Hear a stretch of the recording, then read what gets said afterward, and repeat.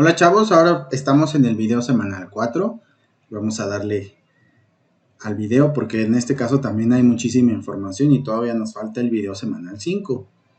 Bueno, el fin del aprendizaje de este video, de esta semana 4, es que el estudiante aprenderá las definiciones de diseño, los requerimientos para el análisis de la información, los principales elementos del diseño, sus niveles, las reglas, los lemas y los controles de cambio hasta la entrega de proyectos. Estos pues pueden variar dependiendo obviamente del proyecto. No todo puede seguir siempre la misma línea. Ahora, lo que tenemos que ver es que, por ejemplo, tenemos un foro también que se llama diseño de la información. Las preguntas son bastante sencillas. Dice, ¿qué es el concepto de diseño de la información? Eso viene mucho en los recursos didácticos también, aparte de que lo doy yo en los videos. Y también, ¿cuáles son los 3 tipos de memoria? Son bastante sencillas esa pregunta para darme esa respuesta. Y luego tenemos, ¿cuáles son los 9 pasos de la metodología para el proceso de diseño general? También lo vamos a ver en este video para que puedan responder esa pregunta del foro. Ahora tienen que hacer un organigrama, las áreas de trabajo del diseño de la información. Esto es bastante sencillo, es hacer un organigrama en cuestiones de trabajo del diseño de la información.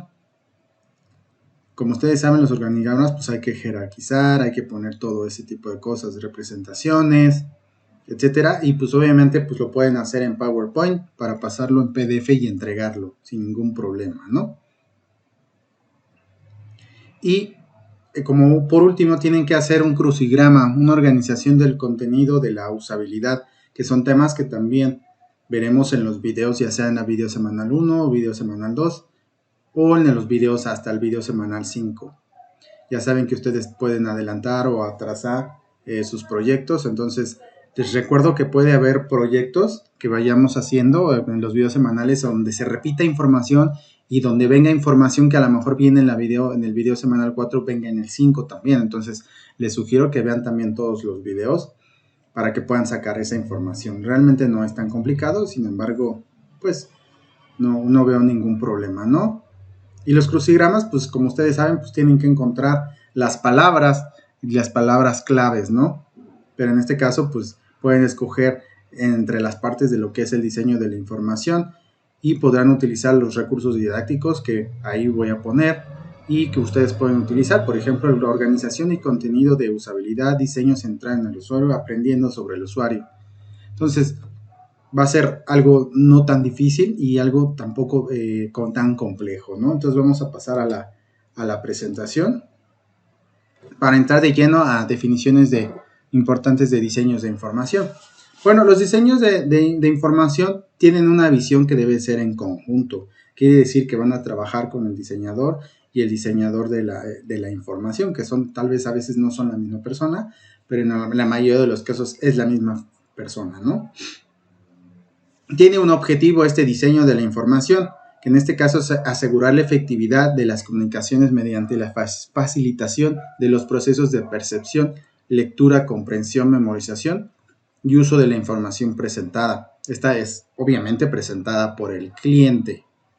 El diseño de la información es necesariamente un diseño centrado en el usuario. Ya hemos hablado un poco sobre el usuario, hacia quienes va dirigido. A lo mejor puede ser cierto rubro, metiéndonos un poco en marketing, porque no puede ser hacia todas las personas.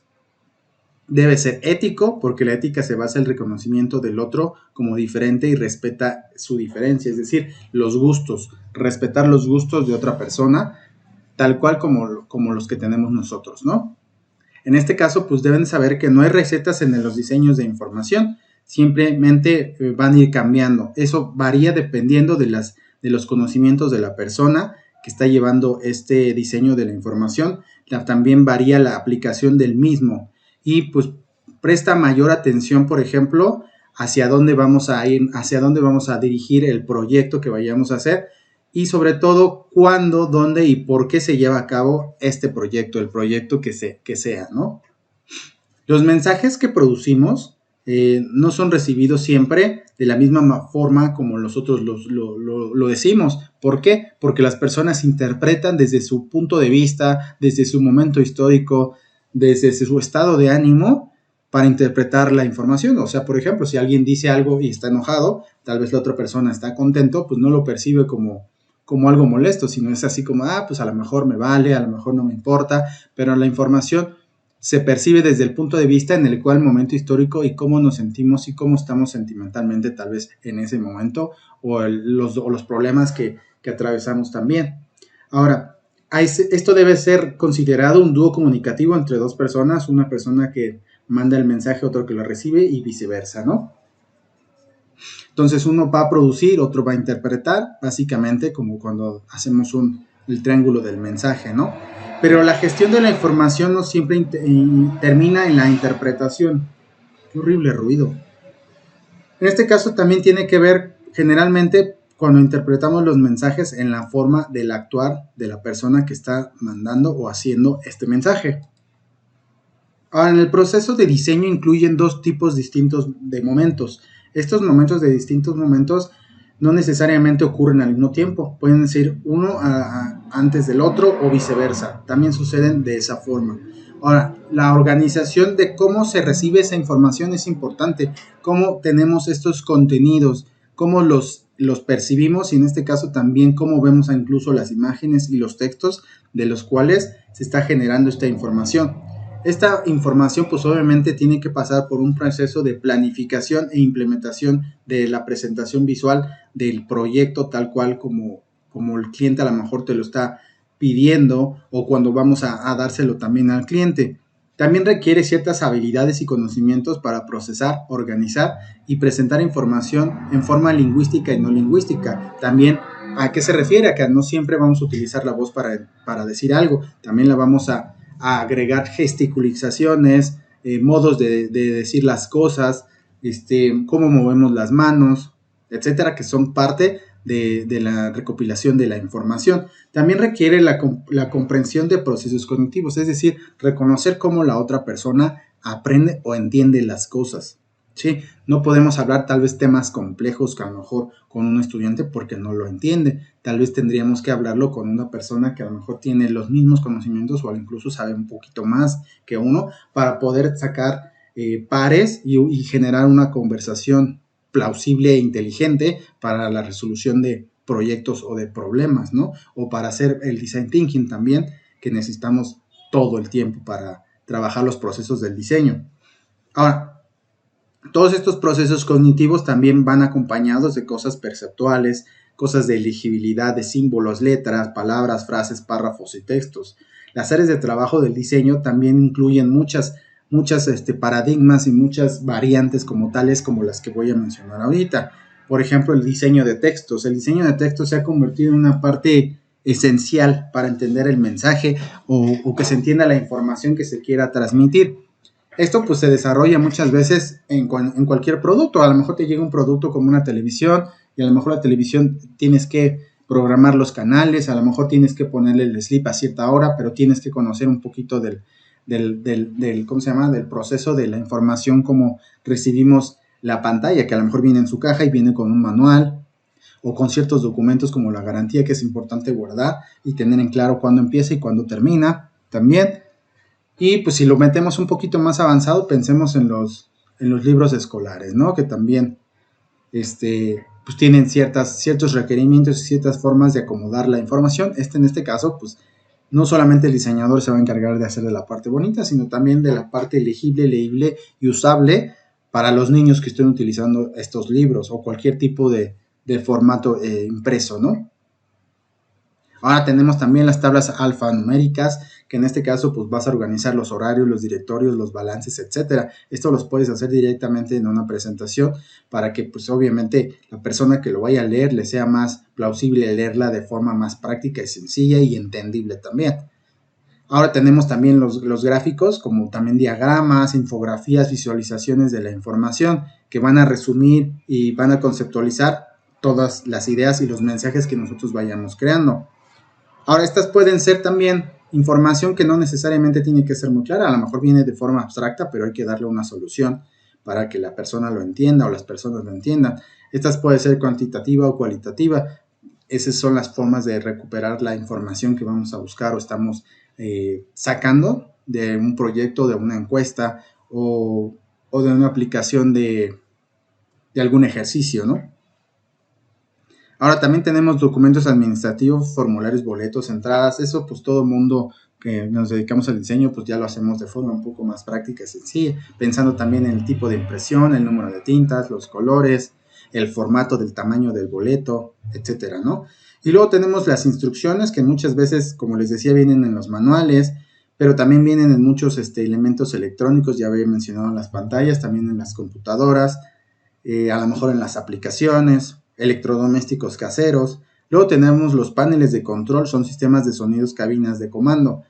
Por ejemplo, a los que se dedican a la parte del audio, pues tienen que tener muy claro qué botones son los que se utilizan en las cabinas de audio, en las consolas, para hacer mezclas de sonidos, para aumentar los graves, para bajar los agudos, para darle salida, convertirlos a lo mejor en formatos de audio, no, ya sean más amplios o más cortos, como un MP3 que pesa menos, o uno más amplio como una IF o un WAV, que se utilizan generalmente en un CD de música, ¿no? Y luego tenemos los momentos de señalización que intervienen, por ejemplo, los símbolos, los carteles, las señales y los sistemas. Esta parte pues hay que estudiar un poco más de señalética, hay que estudiar un poco más de entendimiento de símbolos y de letras, en cuestión de que la gente pueda interpretar lo que queremos que interprete, ¿no? Para que le sea tal vez muy simple, con un solo reflejo, con un solo vistazo, pueda entender qué es esa señalización de la cual queremos que entienda. Y bueno, también dentro de estos procesos del diseño, pues tenemos mapas y planos.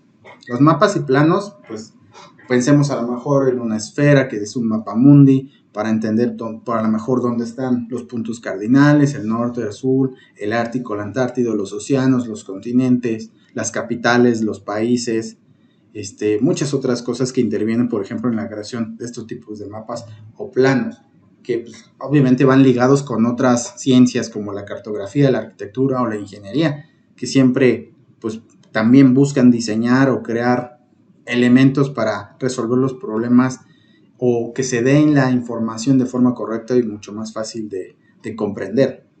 Luego tenemos catálogos, programas, prospectos, exposiciones. Estos pues ahorita generalmente los catálogos los hacemos digitales, aunque también los hacen muchas personas impresos porque les gusta tener en sus manos el papel, sentir lo que van a querer comprar, etcétera, ¿no? Digamos que le da un poquito de un valor un poco más agregado a la información el tener un libro a un catálogo impreso. Luego viene la parte de las interfaces. Las interfaces pues ya lo vimos en el video anterior, con el diseño del usuario o el diseño de las interfaces, para que se puedan manejar pues, ya sea programas o videojuegos, aplicaciones, etcétera. En este caso pues es una interacción constante con el usuario, ¿no? Y dentro de los procesos del diseño pues vamos a tener diferentes métodos objetivos para evaluar la eficacia de los productos. Incluso hay niveles que ya vimos también en cuestión, por ejemplo, del design thinking, también para prototipar y en este caso pues crear el producto tal cual, casi para ya darle salida y se produzca el producto, ¿no? Ahora, estos métodos se utilizan muchas veces para evaluar y determinar diferentes aspectos, entre ellos los niveles del diseño, en este caso la habilidad en la que el público pueda comprender también, recordar y usar la información presentada. Esa parte es como importantísima para que puedas resolver un proyecto de diseño. Ahora, los métodos también tienen que ver muchas veces con la parte de la evaluación, tomando en cuenta los objetivos, que en este caso miden las conductas del usuario que podemos observar, que nos sirve para generar cambios o agregar nuevos elementos a los diseños que nosotros vayamos realizando. Y pues también nos permite medir si el usuario lo utilizó de forma correcta el producto, o simplemente no entendió el mensaje que se estaba queriendo decir cuando estábamos generando esta información del mismo producto, ¿no? Ahora, el diseño de la información muchas veces no puede definir toda la información, a veces necesita de otras ramas para que pueda ser definida. Nosotros buscamos siempre, por ejemplo, elementos como la señalización que nos permiten imitar algunos sistemas, en este caso que no necesariamente deben ser muy prácticos, sin embargo, se busca esa practicidad para resolver muchos problemas, ¿no? Ahora, tenemos algo muy importante que tiene que ver con la memorización y cómo percibimos esa información que nos llega al cerebro y la tenemos que dividir en 3 etapas. Hay 3 tipos de memoria. Una de esas es la memoria sensorial, otra es la memoria a corto plazo y otra a largo plazo. La memoria sensorial es inmediata, es la que percibimos cuando nos llega algo de información y podemos responder sobre ella incluso sin pensarlo de forma rápida, ¿no? Sino simplemente ya contestamos por default. Y por ejemplo, y no requiere mucho de esfuerzo, esa es la memoria sensorial, simplemente cómo percibimos el mundo a través de nuestros sentidos y cómo reaccionamos entre ellos, ¿no? Ahora, la memoria a corto plazo, pues es aquella memoria que a lo mejor usamos para guardar información que en el momento nos está requiriendo. Esa memoria a corto plazo puede ser tal vez el aprenderse el nombre de una persona, aprenderse el teléfono de una persona, que de primera instancia lo estás anotando en el teléfono y pues obviamente a lo mejor al principio no te lo aprendes en la parte de memoria sensorial, pero pasa a ser parte de la memoria a corto plazo y después con el tiempo, en la utilización, el conocimiento, tal vez el contacto con la persona o el estar marcando ese número, pues se convierte en memoria a largo plazo y ya surge otro tipo de conexiones cerebrales que te permite guardar esa información. Lo ideal sería que, por ejemplo, pudiéramos guardar toda esa memoria a largo plazo, pero también algunos autores manejan ciertas definiciones. Por ejemplo, el autor Miller sostiene que acumular 7 unidades de información se activan en la mente, 2 o más o menos dependiendo de varios factores. Entre ellos se encuentran las comunicaciones en masa. Es aconsejable no pasar de 5 unidades de información en un mensaje y 3 es más seguro. Pensemos en la información cuando estamos grabando un celular. Generalmente, ¿cuántos números tenemos en el celular? Tenemos 8 números. Esa es la capacidad que nosotros tenemos sensorial para guardar información en cuestión de números. Cuando a veces pensamos en 9 o 10 números de unidades, es mucho más complejo guardarnos la información en ese número, a menos que sea el prefijo que ya sabemos que es el 52 o también el 55 que generalmente viene en los celulares, pero ya los celulares nuevos ya no manejan un 55, ya están en un 56 o 57. ¿Por qué? Porque ya se llenaron muchos números. Entonces, entre más personas haya, también se van a generar mayor número de unidades, por ejemplo, en marcar el número de un celular, ¿no? Recuerden que hace unos años se estandarizó, no eran 8, eran 7, y anteriormente eran 6, y era mucho más fácil que alguien se grabara de memoria los teléfonos de una persona, porque además no tenías el teléfono o el smartphone inteligente para que pudieras guardar esa información. Lo guardabas en tu blog de notas o lo guardabas en tu libreta que tenías a un lado del teléfono que tienes en casa para colgar y descolgar y marcar, ¿no? Entonces, en eso radica mucho la parte de la memorización. Ahora, es muy importante el objetivo final de los niveles del diseño y el diseño de la información. Este objetivo final puede ser responder a una necesidad humana que tenemos todos y depende muchas veces del usuario también o de la persona a la que vamos a dirigirlo, ¿no? Este enunciado a propósito de un proyecto debe articularse en 2 etapas. Una es describiendo lo que pasa gracias a que el producto del diseño tiene que basarse en una identificación de una realidad que desea cambiar. Es decir, pensemos cuando creó, por ejemplo, tal vez alguna aplicación. Por ejemplo, estas aplicaciones, la primera aplicación que yo recuerdo que existió era la de Nike, cuando ya venía una, quizá por default, dentro del mismo iPhone o del celular, venía esa misma aplicación y te medía los pasos, por ejemplo, cuántos caminabas, te medía tu ritmo cardíaco, te medía varias cosas, pero además pues, venía un aparatito que tú comprabas con los tenis que tenías de Nike, eran unos Nike Max, sí, Max, eran Max, eran Max Running, algo así, y tú pones el aparato abajo quitabas la lengüeta o la suela y metías ahí el aparato y volvías a tapar, y ese también te medía ese ritmo cardíaco, el número de pasos, etcétera, cuánto recorrías. Entonces, pues eso era para que a lo mejor los deportistas en su momento pudieran saber sus recorridos y sus tiempos, ¿no? Y irse mejorando también con el tiempo, ¿no? Entonces, pues sí requiere de que cubramos una necesidad de información que cada vez va aumentando y cada vez requerimos más información y más datos, que actualmente la información o recopilación de datos, digamos que es el oro de la información. Ahora, también es indispensable que dentro de estos objetivos existan objetivos operativos del proyecto para marcar los tiempos y el desarrollo de los mismos, del mismo producto. Por ejemplo, no puede definirse a veces de forma tan clara y precisa desde el inicio. También existen algunos cambios intermedios necesarios para obtener otros objetivos finales y poder entregar el producto o resolver el problema del cliente, ¿no? Ahora, los objetivos finales también pueden ser proyectos de comunicación visual que deben dirigirse o centrarse para concentrar una respuesta al público al cual va dirigido. Ahora, puedes recibir una respuesta que no necesariamente tiene que ser con tal de generar conocimiento. También puedes generar un sentimiento, puedes generar una actitud o cierta conducta, dependiendo de lo que nosotros estemos visualizando o dándole al usuario que vea, ¿no? Ahora, también dentro de esos niveles del diseño, pues tenemos que programar el proceso del diseño. Para realizar estos proyectos, pues se utilizan diferentes métodos de investigación. Muchos de ellos, de métodos del diseño, también pues, se basan en otras disciplinas, ¿no? Como les decía, podemos usar el método cuantitativo, cualitativo, que también utiliza mucho la psicología, o cuando hacemos tesis para terminar la escuela, ¿no? Estos métodos de investigación también tienen un objetivo o un problema que se va a estudiar para generar o resolver algún problema o darle solución a algún objetivo.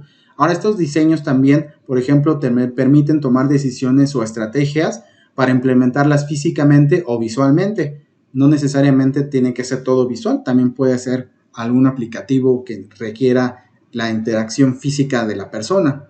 Esta investigación también puede alternarse o pueden complementarse unos a los otros, pero no se puede percibir un proyecto de investigación si no se tienen las dos vertientes, ¿no?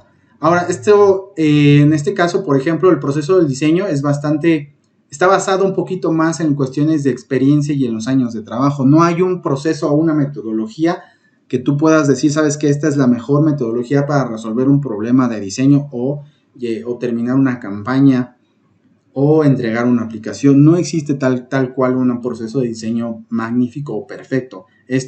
Puede variar y como dicen muchos autores, depende mucho de la experiencia y también de los niveles cognitivos de la persona y también los años que se trabajan sobre ciertos proyectos en específico, ¿no? A veces, por ejemplo, cuando tú buscas trabajo, si tú buscas trabajo te vas a dar cuenta que en los requerimientos de las empresas a veces te dicen diseñador UX, que ya vimos anteriormente en el video anterior.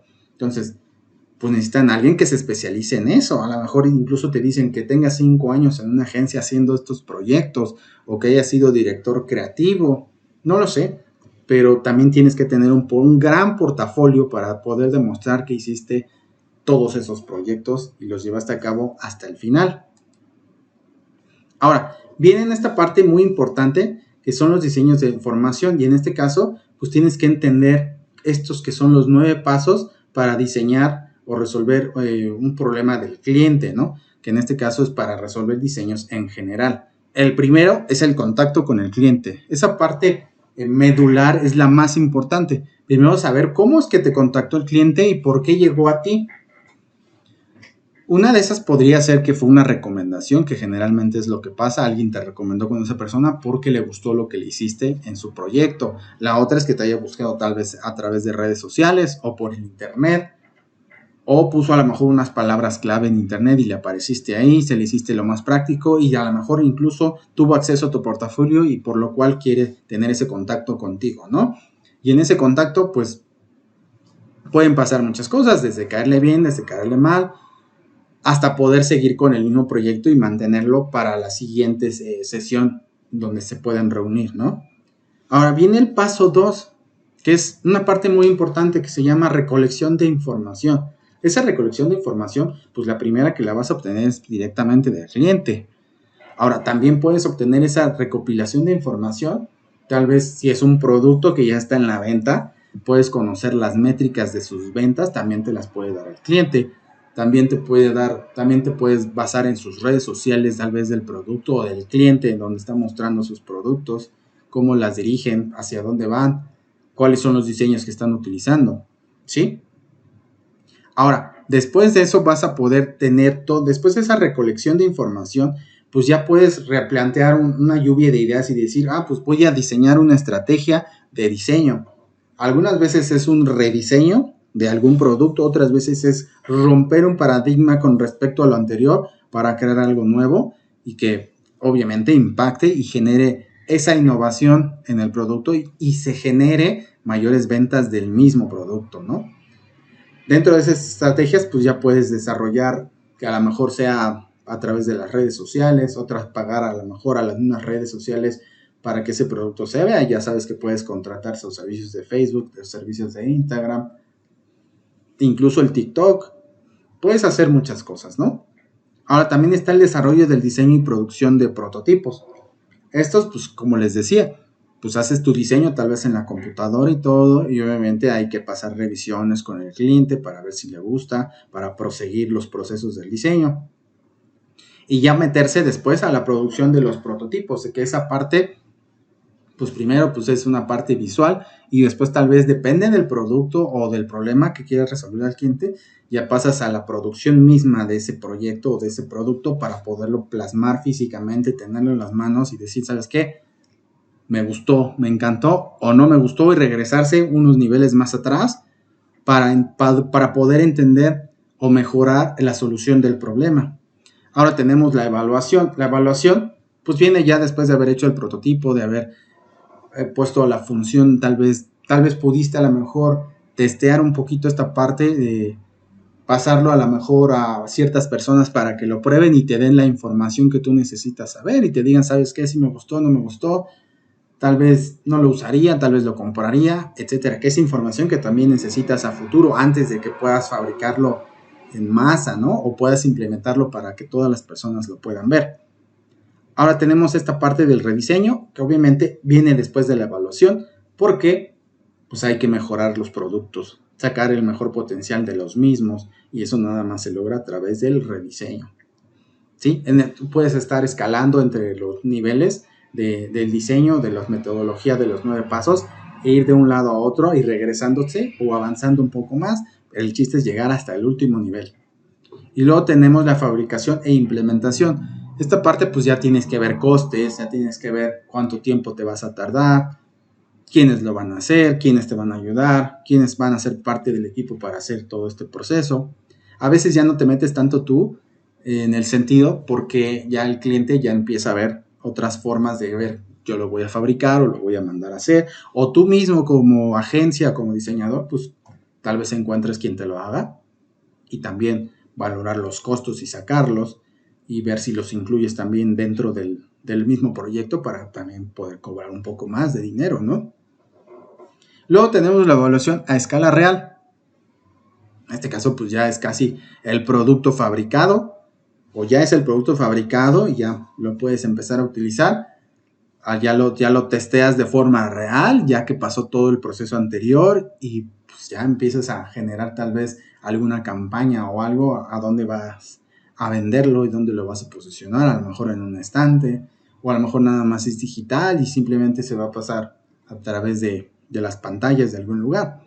Y luego tenemos la revisión del diseño, que ya es el último, donde ya intervienes tú, interviene el cliente, ya lo único que es casi la aceptación de que tu trabajo está bien hecho o de que tu trabajo no fue hecho de forma correcta y que a lo mejor podrías perder el cliente incluso en este nivel de etapa, ¿no? Entonces hay que tener mucho cuidado con lo que uno esté desarrollando para llevar al cliente de la mano hasta ofrecerle el producto que tú creas o consideres que es el correcto, ¿no? Para que tampoco lo pierdas y se quede contigo y te vuelva a contratar y te vuelva a pedir nuevos elementos o lo que necesite resolver de sus proyectos y se quede a gusto, ¿no? Y esta parte aparte es un poquito difícil porque pues esta parte del diseño está muy peleada, ¿no? Tú peleas muchos con otros diseñadores que también en este caso pues utilizan la parte del freelance, que también pueden abaratar los costos de lo que tú realizas a lo mejor dentro de una misma agencia, ¿no? Y bueno, esta es la parte del video semanal. Espero que les agrade y les pueda ayudar a resolver sus proyectos. Recuerden que también están ahí los PDFs que yo les voy subiendo para que los puedan utilizar, los lean con calma y puedan resolver también sus proyectos. Entonces, nos vemos en el siguiente video semanal, que ya es el último.